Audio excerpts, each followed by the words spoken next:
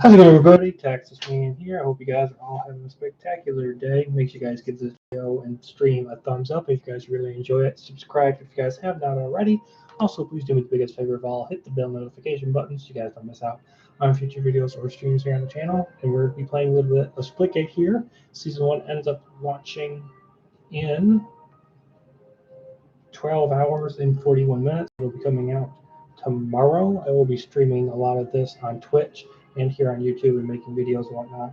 So make sure you guys are subscribed so you guys do not miss out. And I hope you guys are all having a fantastic day. And if you guys are watching live, thank you guys so much for doing so. Make sure you guys give the stream a thumbs up. And if you guys are watching the replay, make sure you guys give the video a thumbs up. Either way, shows me that you guys want to see more of this type of content in the future. Been covering this for a very long time, and you guys seem to be enjoying it, so please let me know if you guys want me to keep doing so. And here we go. How's it going, Ted? Yo, yo, yo, yo. Hope you're having a fantastic day, man. All right, let's look at some challenges. I've already finished the battle pass. 10 kills with a railgun, 3 matches on Abyss, Helix Race, double kill when play 3 matches with 12 or fewer deaths. It's like 1,500.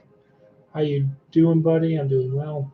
I'm doing fantastic. I just got in the mail from Amazon. I don't know if you guys can see it. There we go. My camera's going to focus. Got the final season of Star Wars: The Clone Wars on beautiful DVD. So I don't need Disney Plus in order to watch this show. So, and I'm planning on getting WandaVision, Falcon Winter Soldier, Loki, Mandalorian Season 1 and 2 on DVD. The only thing that is a problem with these things is that they aren't being released by Disney themselves. They're being released as they're being released by a third-party company. So, but at the same time, I'm just like, it's awesome that, like, if I ever decide to give up Disney Plus, I can actually watch the show. So, I mean, and if the internet dies or whatever, I can still plug it in and watch and have a blast. So, that's all I really care about. So, yeah, I'm just going to be streaming for about, say, 40 minutes or so. And just been keeping really busy between my 2 jobs and this and Twitch. And of course, my girlfriend. So, yeah, it's been fun. So, yeah. Game starts in 5, 4, 3, 2, 1. Team Deathmatch. There we go. Let's go. Gosh, I got it. Let me know if the volume's too loud or soft for you guys, and I'll adjust it.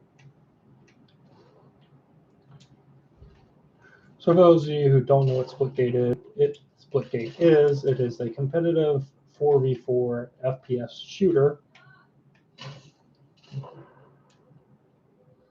I got someone calling me.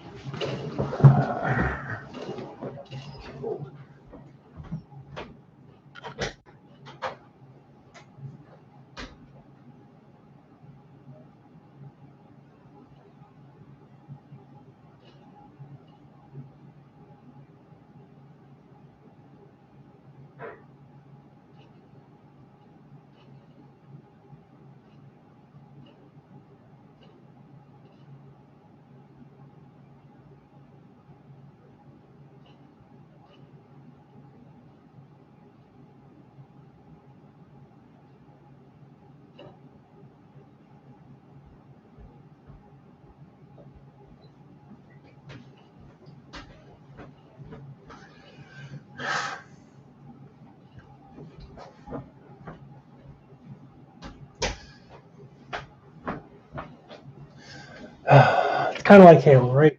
Yeah, it's a competitive 4v4 where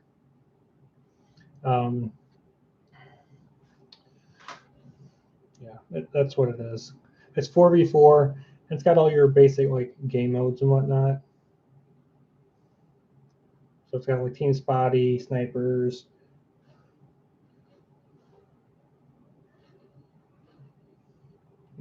King of the Hill, got domination, gun game, things like that. So, and like there's oddball, and in oddball the ball that you're holding in your hand is actually a disco ball, which is pretty fun.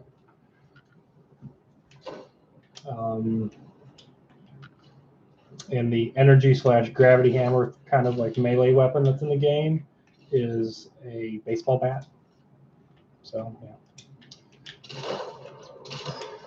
Has the full game released yet? Well, technically yes and no. The game has released completely. It's in beta phase right now, and the game will fully launch within the next 5 minutes remaining. the game launches in less than, I think, 13 hours. So it'll actually, the game launches tomorrow. The game is actually, it's stable, it's playable. This is on PC, Xbox, and PlayStation, and you can get it on both Xbox One, Xbox Series S, Xbox Series X, PlayStation 4, and PlayStation 5. There is crossplay that will be enabled as soon as Season 1 comes out tomorrow. So, which I think is pretty cool. So, the game was actually supposed to launch with Season 1 like a month and a half ago, but when they finally released this game onto console, because it's been a PC exclusive for like 2 years, when they released it to console a couple months ago, the servers just got flooded and they didn't have enough servers. So there was one time I was trying to play on a Friday night. I was in the server queue, no joke, for 5 hours. 5 hours. It's absurd. So, but someone ended up investing $10 million into a company that makes this game, which is called 1041, and so now they actually have servers, and now there is like a server queue time. It's like 2 or 3 minutes, but it's not that bad. So, and there's like millions of people that are playing this right now, and there's a lot of people that have been playing this over Call of Duty, especially Call of Duty Warzone, because of all the hackers and cheaters. And it's like Activision apparently doesn't have any anti-cheat system in place. So, yeah. The game is free. It's about 13 gigs to download, and there are of course microtransactions for cosmetic skins and whatnot. There is a battle pass system. The beta battle pass actually is free. I don't know how the Season 1 battle pass is going to operate. I don't know if there's going to be like free content within it, and or if it's just going to be all paid. I don't even know how much it's going to cost to begin with. So I'm hoping it's not too outrageous. So my biggest concern for Season 1 launching is that the battle pass is going to be overpriced. Like if it's more than $10, I'm not going to buy it. Just forget it. Another thing is that Season 1 was supposed to launch with new maps, and all the new maps that were supposed to come in with Season 1, like Olympus and Highlands, they've all come out already. And all the game modes that were supposed to come out with Season 1's launch, they've been releasing them as limited time weekly game modes ever since they got that extra increase of servers. So I'm not sure what content's actually coming at launch with Season 1, to be honest. I have no clue. So I want to apologize for any background noise. Like my dad's just got back from a doctor appointment and he's doing some woodwork in the basement. So if you hear anything like that would be him. Victory! We did it! Woo!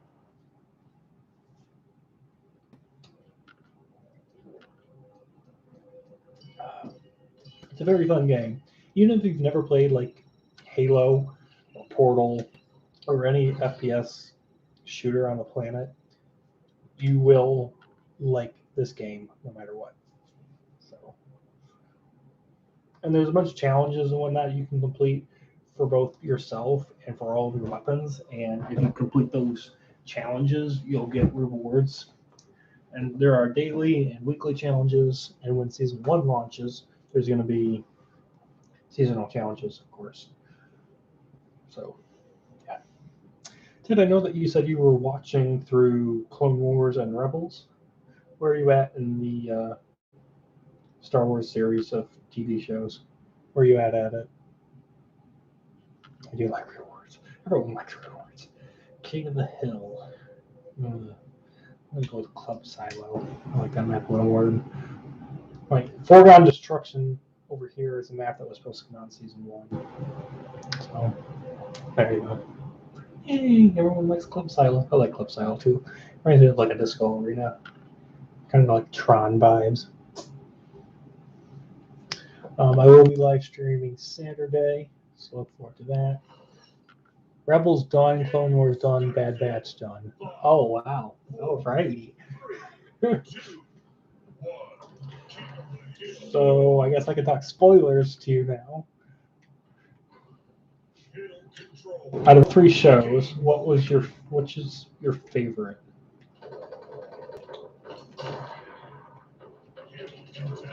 Which one did you like the most?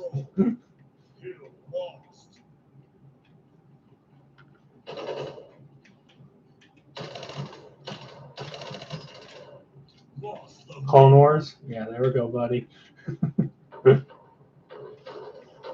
I mean, this might just be my own personal thoughts because I grew up watching Clone Wars and I always watched Rebels when it was airing. But is it just me, or does the Bad Batch show feel like Clone Wars Season 8 / a prequel to the Rebels show? Do you think the Bad Batch is its own show, or do you think it's like, hey, it's a bunch of filler content? It does? Yeah, exactly. I mean, I'm like, see, the thing with Clone Wars is like, I liked all the characters. I liked Ahsoka. And even in Rebels, I liked Ezra Bridger, even in season 1. I liked him. So I knew that Dave Filoni was going to treat his characters well, and that they were literally not going to just not grow up, but they would grow up in their characters' strengths. So, yeah. The thing with Bad Batch is like, I don't care if any of the characters in the Bad Batch show live. Like, I don't care if Omega lives or dies. I don't care what happens to Hunter or Crosshair or Wrecker or Tech or Echo. I don't care. I don't care about them. Like, I get, like, they're going down the whole Black Ops unit kind of deal, which is fine and whatnot. I don't care. And I also don't care that the Bad Batch is getting a season 2 next year. Like, I do not care. Like, there are some people out there, they're like, yeah, we're getting more Star Wars animation. I'm like, I want something new and original that doesn't take place in the prequels and it's not showing us more Order 66 stuff. I don't want more, rebellion things. I'm not excited for the Obi-Wan Kenobi show. Ahsoka show, maybe, just because it's going to be Ahsoka and Sabine trying to find Ezra Bridger, and they're going to have to cast a live-action Sabine Wren and a live-action Ezra and a Thrawn, because Thrawn's going to have to show up eventually, because, Thrawn and Ezra are just like best buds now. So, yeah. Wrecker is my favorite by far. Give me Revan Old Republic stuff. See, that's what I would like too. I want stuff that we haven't seen. I am so sick of this prequel only stuff because even with Star Wars, the sequel trilogy, which in my opinion is bad, they're bad. I don't like them. If you do, good for you. I don't. Just wasn't made for me, I guess. But the Resistance show is garbage. Yes. What? Are you recording? I'm streaming. Okay, and then there's noise downstairs. They're gonna bother you. Yep. We'll do it anyway. I just do it. Old Republic stuff. Yeah, I would like some Old Republic stuff. That would be awesome. Also, I would like them to just make it where it's like, it would be cool if they filled in the blanks between like A New Hope and Empire Strikes Back, maybe, or do something where they fill in the blanks of what happens in between The Empire Strikes Back and Return of the Jedi, because there are some gigantic time gaps between episodes 4, 5, and 6. There's some time gaps. Now, granted, they're not like 30 years like between Revenge of the Sith and A New Hope, but they could do that. So, getting some stuff though before episode 1 of The Phantom Menace would be cool to see. You know, having some sort of like Lord of the Rings style clash or endgame where, you know, it's 1,000 Jedi versus like 1,000 Sith, and there's bounty hunters and mercenaries and, you know, Mandalorians and whatnot engaged on the battlefield. That would be awesome.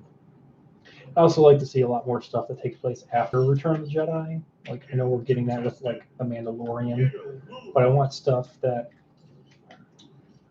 shows us other things. So that's why a lot of people liked Clone Wars and still do. It's like it's new but familiar territory. Same thing with Rebels, is it's new characters, but it feels familiar enough that, like, you know, you actually care about what's going on. We do visit some, you know, other characters and planets that we've seen throughout the rest of the universe. Bad Batch is just another rehash. I want some new characters that we haven't seen to be canonized, because unfortunately the Old Republic is not canon, which is sad. It's just not. It's not canon. According to Disney, it's not canon. So.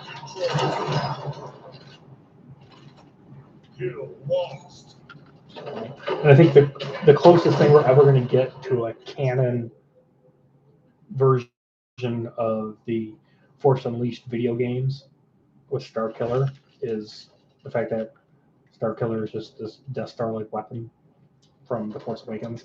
That's the best we're ever going to get with that. So, yeah. And it's funny how a lot of people, they've complained about the ending for Bad Batch. And just like, I thought it was a good ending. The only thing I had a problem with the ending of Star Wars Bad Batch was it didn't end the season. Like, all the seasons basically for Clone Wars, and Rebels, it's like, okay, we know that we're having another season, but at least they tie up a lot of plot points and plot lines. The only thing Star Wars The Bad Batch did with the ending of season 1 was destroy Kamino. that is literally all they tied up at the end of season 1 is, does Kamino, the facilities that created clones to start off the Clone Wars, does that city on the planet of Kamino actually survive after Order 66? That is the only thing that season 1 of Bad Batch ended, was, you know, the fact that, hey, by the way, there's no more Kamino. That's it. Every other plot line, every other character, and what, you know, they're doing at the time of the ending of the Bad Batch is completely up in the air. You didn't like the ending either. Yeah, it's not that I didn't like it, but it also, like, okay, I was a little let down. Like I have a review already out for my opinions of the Bad Batch. I have it divided into part 1 and part 2, and I'm like, the show set up the fact that like we were going to see clones fighting off Imperial stormtroopers, and they hyping that up for like 9 or 10 episodes, and we never got that. And I was just like, are you kidding me? Are you serious? So, I mean, at least with Clone Wars, it tied up a lot of plot lines, and then it did a good job. Clone Wars season 7 does a great job leading into, the Rebels show, and it does a great job leading into like Solo and Rogue One, and of course New Hope. So, like even when you watch Star Wars Clone Wars, the first 3 or 4 episodes of the 7th season, it's like, who really wanted to see the Bad Batch get its own show? Like, I don't think anyone ever asked for that.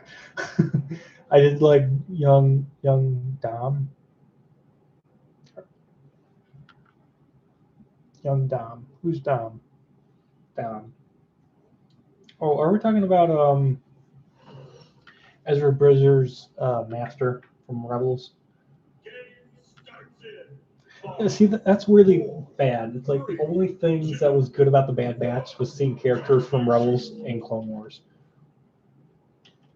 The fact that was the only good stuff was in a show called The Bad Batch is stuff based on other things that we've already seen just goes to prove that it doesn't feel like the Bad Batch show at all. Kanan Doom. There we go. Kanan Doom. Yeah.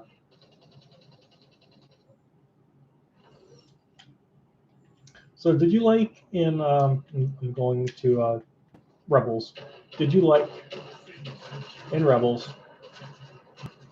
the season 4 where Ezra goes into that time travel room and he ends up saving Ahsoka? Did you like that story arc? And did you like how they explained the time travel thing where it's like, if Ezra ends up saving Kanan Jarrus from being killed, then Ezra and everybody else that he loves would die, and then he wouldn't be there, and that would create a whole paradox. Did you like how they explained that in the show?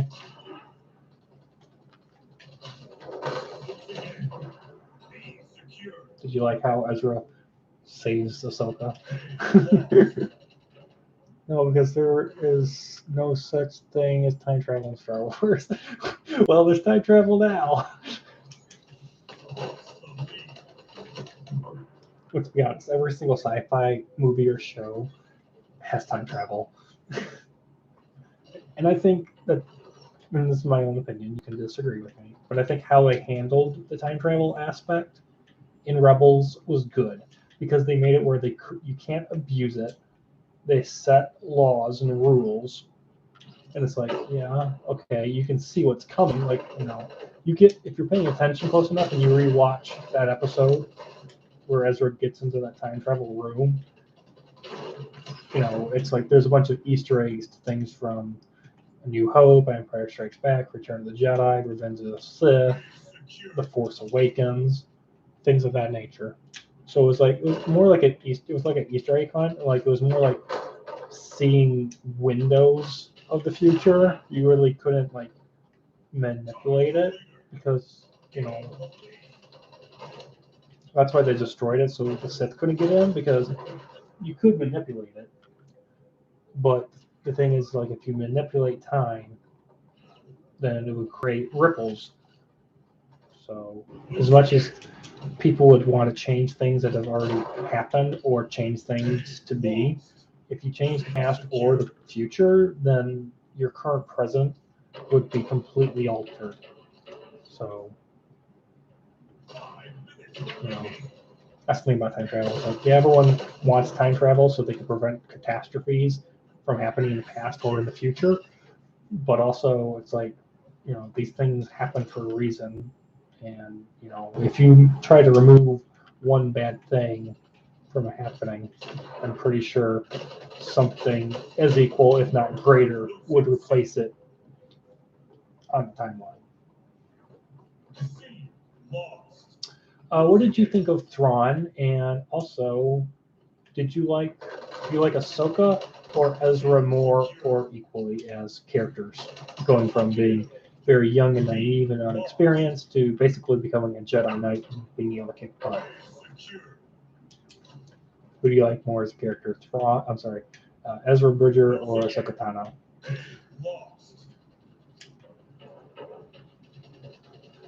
I mean, this is the best show that introduced time travel. I don't like it in Star Wars. You don't like time travel in Star Wars.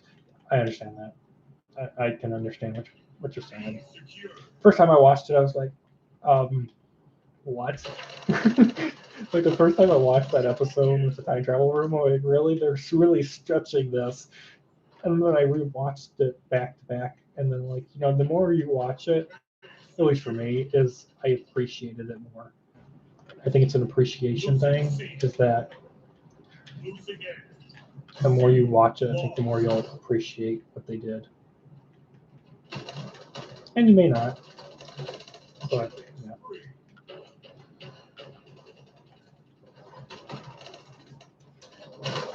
And I just got shot in the back.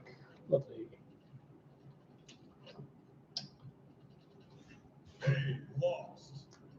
I liked Thrawn, very good villain. I like Ahsoka more.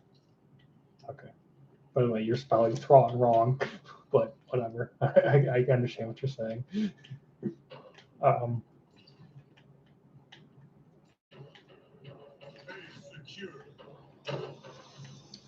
will say,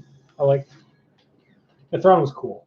I was like, especially when it came to Rebels, I was like, the Inquisitor in the first season, I was like, okay, this is so. The Inquisitor in the first season, I thought was just very cheesy and generic as a villain. And then when Darth Vader showed up, it's like he's not even hardly around chasing the group of the Ghost. And I'm just like, okay, he shows up for like the first 2 or 3 episodes of season 2. And then he just miraculously shows up for the last 2 episodes, Twilight of the Apprentice, I think it's called, where you see Maul again after he's lost his entire criminal empire. It's kind of just like whatever. The fact that Vader being in the show for like only 4 episodes, basically, I thought was kind of just weird, especially since he was supposed to be the villain of season 2. It's like, okay, he's not hardly around. Instead, you have it where you have these 2 other Inquisitors that get dispatched to hunt the rebels down. At least with season 3 and 4, it's like, okay, we're going to bring in a character that's not equipped with a lightsaber, has very different views on the Force, and in general will just be a real pain in the butt for the rebellion to have to fight. So, yeah, I like Thrawn. Like when he was doing things, he was very calculated, which is really cool. So, yeah. I'm going to be streaming and making videos on this game, guys. A lot more here on YouTube and over on Twitch. So make sure you guys are subscribed here and you're following me there over on Twitch at Bartos447. So you guys don't miss out on all the awesome content I will be covering for Splitgate. Splitgate launches in less than 13 hours. So, yeah. And tomorrow is the new Destiny 2 season. We're getting these Destiny 2 reveal for the next DLC coming out next year, so that'll be cool. I'll be covering that hopefully. And also tomorrow is Gamescom for Xbox, so hopefully we'll get like a Halo Infinite release date, which would be pretty sweet in my opinion.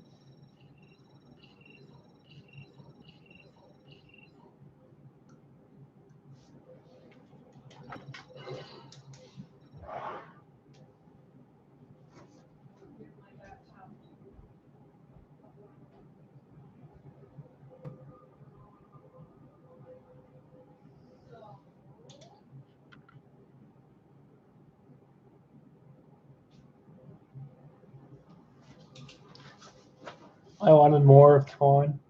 That creature that Kanan talked to when he was blind, what happened to him? Oh, he's still on the planet.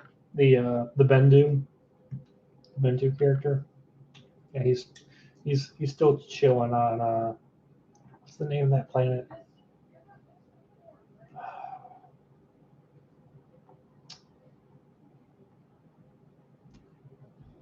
Yes, I loved him. Yeah. And the actor that did the voice acting for that character for Windu did a great job. He's like he reminds you of like the old wise uncle character. Yeah, Windu was cool. 3, 2, 1. Domination. And he's still just chilling on the planet, hanging out with all those lovely spiders Lost. that I don't want anything else to do with. All right, another match of domination. Alrighty.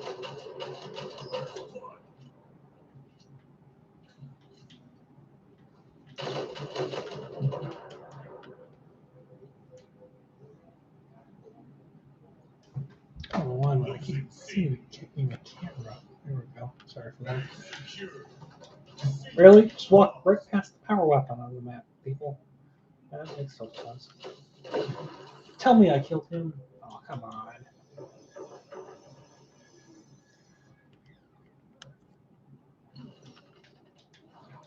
Get rid of them. No, I want to. Shoot. City secure. Gain the lead.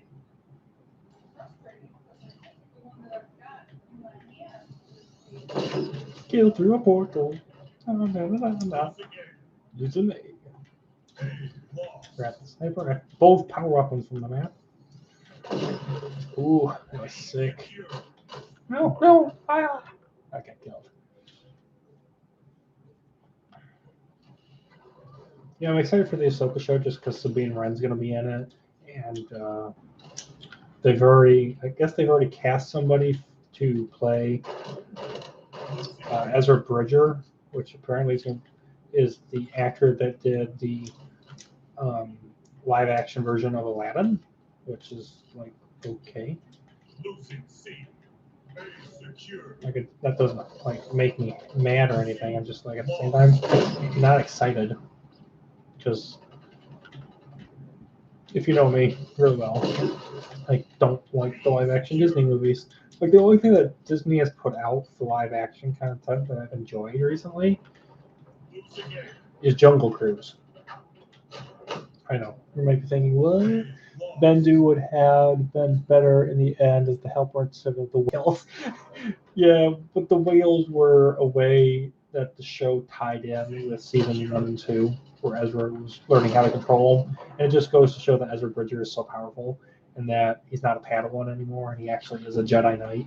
And technically, he should be a Jedi Master. I mean, the fact that he can control other beings in the universe with such ease, I'm like, okay, that should definitely grant him the rank of Master. But, Star Wars is Star Wars, and it always will be. Snapper. I'm getting shot in the back. Yeah, Bendu would have been cool, but it would have been weird if Bendu just showed up into outer space. Be like, Misa back. It just would have been bonkers. Lost. He would be a great trainer for Grogu. Good grief.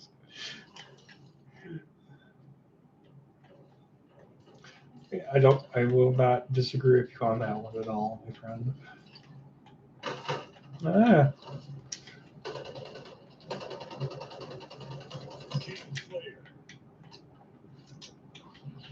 They've actually got this new board game that's en route through Amazon called Happy Little Dinosaurs, and we're excited to play that soon.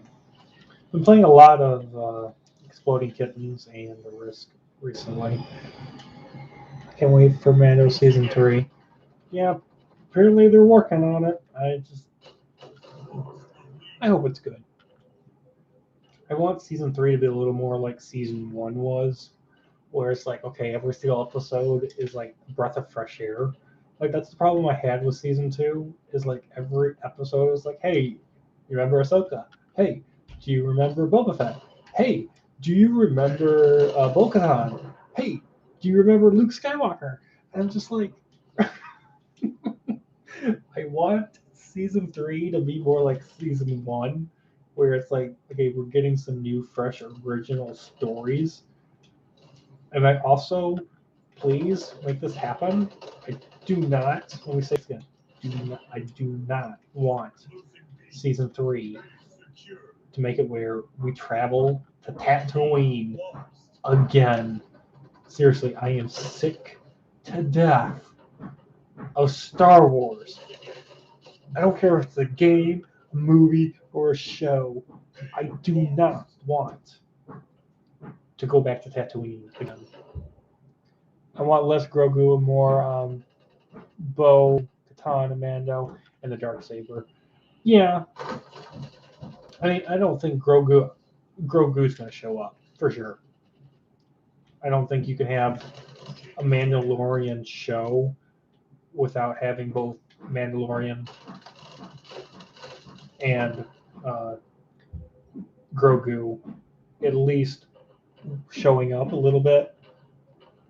But I have Grogu in a few episodes, but Olivia wants all Grogu. Well, of course, Grogu's cute. All women want all Grogu.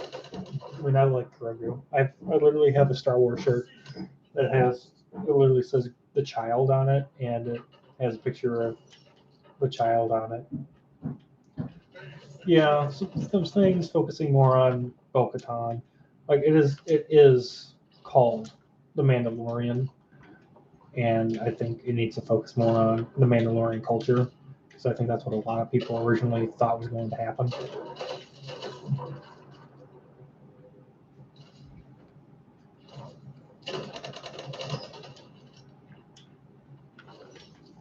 So yeah, I'm not too worried though about the Darksaber thing, because if you've seen Clone Wars and you've seen Rebels already, so you know that the whole history aspect of the show involved with, you already know the backstory between the Darksaber thanks to Clone Wars. You know exactly who and why it was created, and you understand its purpose. And now that Bo-Katan has it, you know, I could see easily that I see easily season 3 of the Mandalorian show being where Mando helps out Bo-Katan to retake Mandalore again. I could see that being a thing. I want to focus more on the Mandalorian lore and less on the Jedi thing. Like if Grogu just showed up once with Luke Skywalker, I think that would be cool. But other than that, I really could care less. You know how she lost the Darksaber.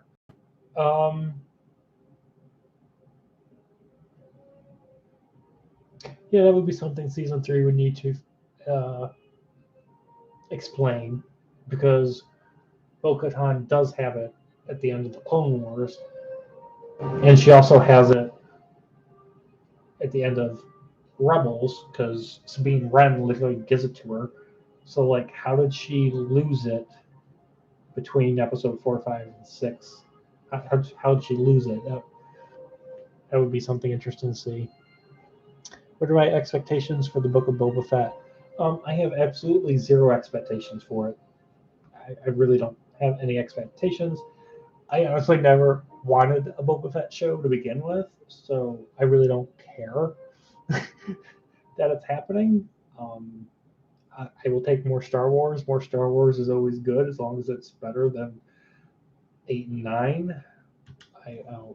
I'll eat up Star Wars all day long. You know this about me, Ted. So yeah.